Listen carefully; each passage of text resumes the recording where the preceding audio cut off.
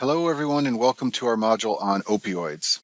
Before we talk about opioids, let's talk about endorphins. Endorphins are naturally occurring substances. They are produced inside our body, and they are peptides that can activate the opioid receptors found in our body. Endorphins are divided into three families. First are the endorphins, second is the enkephalins, and last is the dynorphins. And endorphins are large peptide molecules. For example, this is the structure of dynorphin A on the left here, and this is the structure of beta endorphin on the right here. So endorphins are the naturally occurring substances that activate opioid receptors. You can find opioid receptors on neurons in the central and peripheral nervous system. And there are three key subtypes of opioid receptors: the mu receptors, the delta receptors, and the kappa receptors. And a different family of endorphins works on each receptor type. So the endorphins have the highest affinity for the mu receptor, the enkephalins have the highest affinity for the delta receptor, and the dynorphins have the highest affinity for the kappa receptor. For the Step 1 exam, they will expect you to know how opioids and opioid receptors exert their effects on nerves, so let's talk about that now. First of all, opioid receptors are coupled to G proteins, and when they are activated, they can have effects on the presynaptic and the postsynaptic neurons. On the presynaptic neurons, they close calcium channels, and this reduces neurotransmitter release. I'll show you a picture of this in a minute. On the postsynaptic neuron, they open potassium channels. This leads to hyperpolarization and makes it harder for signals to be transmitted. So via these effects, there's decreased activity of neurotransmitters in the nervous system when opioid receptors are activated. In particular, glutamate, an excitatory neurotransmitter, glutamate activity is reduced. There's also evidence of less release of neurotransmitters like acetylcholine, norepinephrine, serotonin, and substance P. Here's my own drawing of a synapse in the nervous system. We have a presynaptic neuron and a postsynaptic neuron. In order for a neurotransmitter to be released and a signal to be transmitted, calcium has to enter the presynaptic neuron. In addition, the postsynaptic neuron is polarized because potassium is leaving through potassium channels. So what happens when opioid receptors are activated is that calcium entry into the presynaptic neuron is inhibited. This leads to less neurotransmitter release. In addition, potassium channels are activated so that the postsynaptic neuron becomes more negatively charged. In other words, it becomes hyperpolarized. This means that even if neurotransmitter is released, it's harder to depolarize the postsynaptic neuron. So for both of these reasons, you have decreased nerve transmission, and that's why opioids and the activation of opioid receptors suppresses nervous system activity. The reason we're talking about opioids in the substance abuse section is because there are a number of drugs which activate opioid receptors, and these drugs often become drugs of abuse. The prototype opioid drug is morphine. This is its chemical structure on the screen here, but there are many other so-called opioid drugs that activate the opioid receptors. These include hydromorphone, piperidine, fentanyl, codeine, and many, many others. Now, morphine and all these opioid drugs have medicinal uses. However, heroin has no medicinal uses. It is only a drug of abuse. Heroin's chemical name is diamorphine, and you can see on the screen here that it has a structure that is very similar to morphine. Let's talk briefly about the metabolism of opioid drugs because this is high yield for Step 1. The drug they're going to want you to know about is morphine. Morphine undergoes conjugation in the liver where it's combined with glucuronic acid, and it can form one of two molecules, either morphine 6-glucuronide or morphine 3-glucuronide. Now M3G is inactive, however M6G is an active analgesic with properties similar to morphine. It's eventually excreted by the kidneys, but in patients who have renal failure, one of the reasons they can develop toxicity from morphine is not from the morphine itself, but from the M6G metabolite, which is renally excreted. The way heroin is usually abused is by injecting it into a vein, and you should be aware that in addition to the opioid effects, many patients have adverse effects from heroin abuse because they use dirty needles or they inject contaminated drugs into their bloodstream.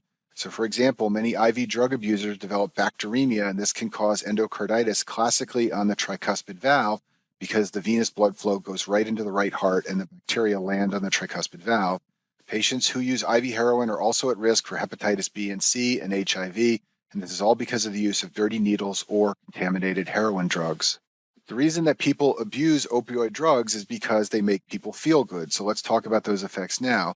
In terms of the central nervous system, most of the effects are mediated through the mu receptor. These effects include pain relief and analgesia, also euphoria, and also sedation. And so people feel good when they take these drugs, and that's why they become drugs of abuse.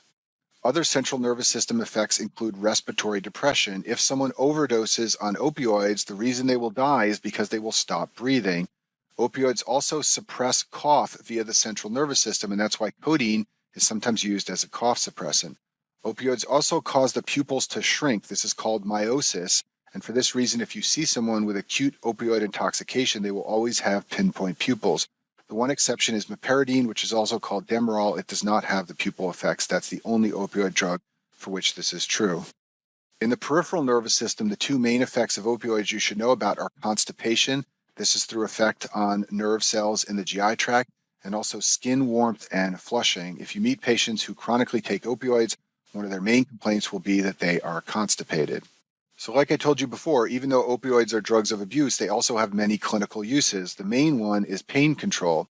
In addition, IV morphine is very effective in acute pulmonary edema. One of the main problems with pulmonary edema is that patients become terrified from the feeling that they can't breathe. Morphine relieves this feeling, so even though it doesn't do anything for the pulmonary edema, it helps patients to feel better, and this is something that's very useful at the bedside when a patient is in respiratory distress. Codeine, as I told you before, is often used as a cough suppressant. Loperamide activates opioid receptors in the GI tract, and it can be used to treat diarrhea.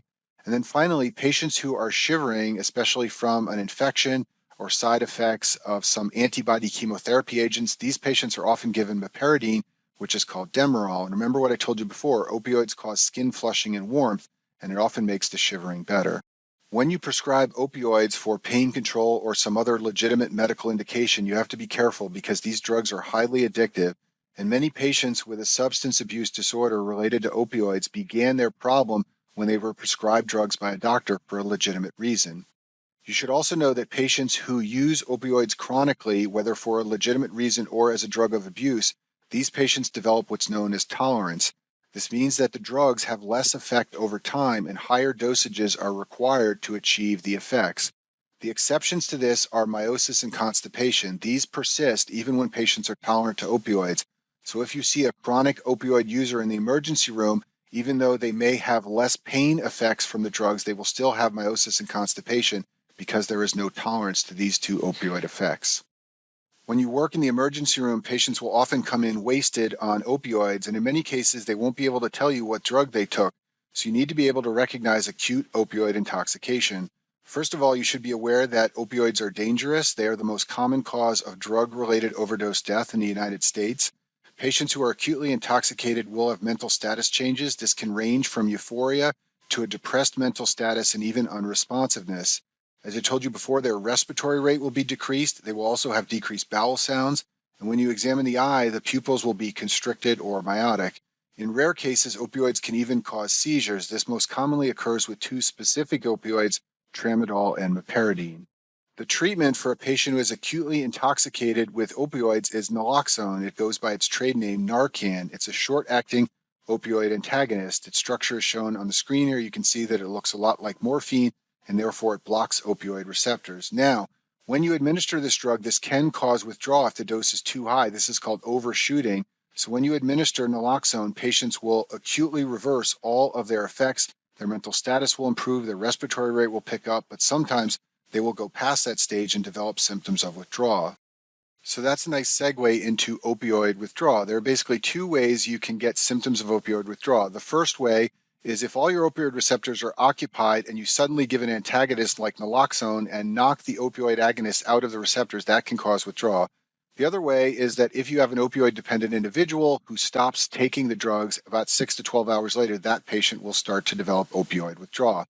An easy way to remember the symptoms of opioid withdrawal is to just understand that they represent a reversal of all the usual opioid effects on the central nervous system and other organs. So first of all, opioids normally depress the central nervous system. Opioid withdrawal therefore causes the opposite effect, and that is restlessness. Three very unusual effects that go together in opioid withdrawal are yawning, rhinorrhea and lacrimation, and piloerection. If you ever see these three things described in a board question, you should immediately think of opioid withdrawal. Yawning is just a peculiar effect of opioid withdrawal. Rhinorrhea and lacrimation happen because the eye effects are reversed and the eye begins to water, and that water travels to the nose, and this causes rhinorrhea and lacrimation. The piloerection is a reversal of the skin effects, so the hair on the skin will stand up. And then finally, when the GI effects reverse, the GI tract begins moving, and that could cause nausea, vomiting, abdominal cramps, and also diarrhea. For patients with opioid use disorders, there are a couple of medications that can be taken daily in order to reduce the risk of a relapse. So let's talk about those now. The first one is buprenorphine. This is the structure of buprenorphine at the bottom right side of the screen here. It has features that resemble other opioids like heroin or morphine, and for that reason, it functions as a partial agonist of opioid receptors. Partial agonists are drugs that have some agonist and some antagonist effects. And the idea here is that buprenorphine has some agonist properties at opioid receptors, but not as much as full agonists like heroin or morphine. For that reason, this drug will partially activate the opioid receptors, and that's what can reduce the cravings and the risk of relapse among people with opioid use disorders. Buprenorphine has a long duration of action. It is slowly absorbed when administered as a sublingual tablet under the tongue. And there are a couple of special features of buprenorphine that you need to be aware of. The first one is this drug is not regulated or controlled in the same way as methadone, which we'll talk about in a minute. Buprenorphine is what's known as a Schedule III controlled substance, and that means that it can be administered by a provider giving a written prescription in the office. This is different from methadone,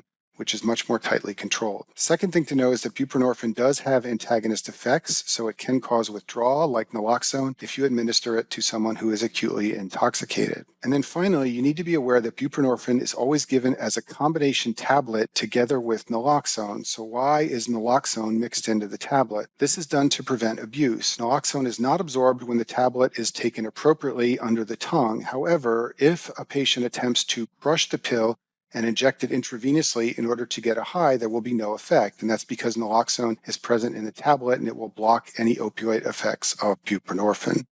Methadone is another medication that can be given to patients who have opioid use disorders in order to limit the likelihood of a relapse. It is a long-acting oral opiate, and it reduces the cravings among people who have an addiction to either heroin or to morphine or some other opioid. It's given as what's known as maintenance therapy, so patients take it every day in order to limit the cravings and make it less likely that they will relapse. Importantly, however, methadone is strictly regulated and controlled. It's highly addictive, and it is a Schedule II controlled substance. Schedule II controlled substances are the most tightly regulated substances that can be prescribed, and for this reason, patients usually have to go to a special methadone clinic in order to receive this medication. That is different from buprenorphine, which we talked about in the last slide, which is a Schedule III controlled substance.